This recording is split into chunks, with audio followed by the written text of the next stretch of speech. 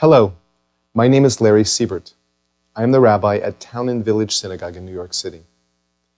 At the end of the book of Genesis, the end of Jacob's life, he gathers his sons together saying, "Come together that I may tell you what is to befall you in days to come." What follows is often referred to as Jacob's blessings. There are two problems with that title, though. One is that Jacob's words contain very little blessing, and his words do not predict their future. While his pronouncements don't predict what is to befall them in days to come, in a way they do. According to a study by psychologist John Gottman, what we say to and about each other does chart the future course of our relationships.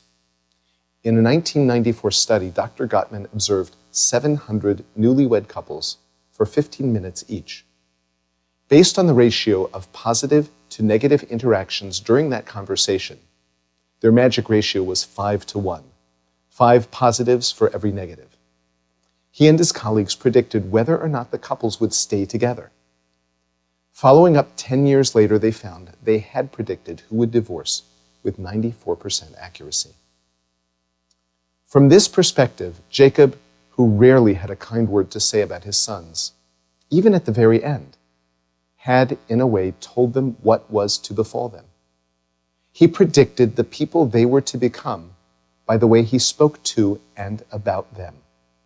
His divinations of their failures were rooted in the negative ways he most often spoke to them. Tragically today, a recent rash of suicides gives credence to this very idea. In the last several months, 6 young men took their own lives. Each had been bullied, harassed, verbally abused, and worse by roommates and classmates, solely because of their sexual orientation. Here in New York City, we were stunned by the death of Tyler Clementi, the student at Rutgers University who leapt to his death from the George Washington Bridge after his roommate webcast his date with another man. However, as Dr. Gottman demonstrated, these tragedies need not have happened. Most of us can recall a time when a kind word softened a horrible blow, helped us turn a difficult corner, maybe even changed our lives. And yet, when witnessing hateful media and cruel words, we often think there is nothing we can do. We stand by and we feel helpless. But our care and our concern, our kind and positive interactions can counter these negative blows, and it is incumbent upon each of us to reach out to one another with kindness. As a rabbi in the Jewish community, as part of a congregation that tries to be welcoming to all people, I say unequivocally that there is no room in the Jewish community for any kind of prejudice or hatred, and in particular, that which has been directed at members of the gay, lesbian, bisexual, and transgender community.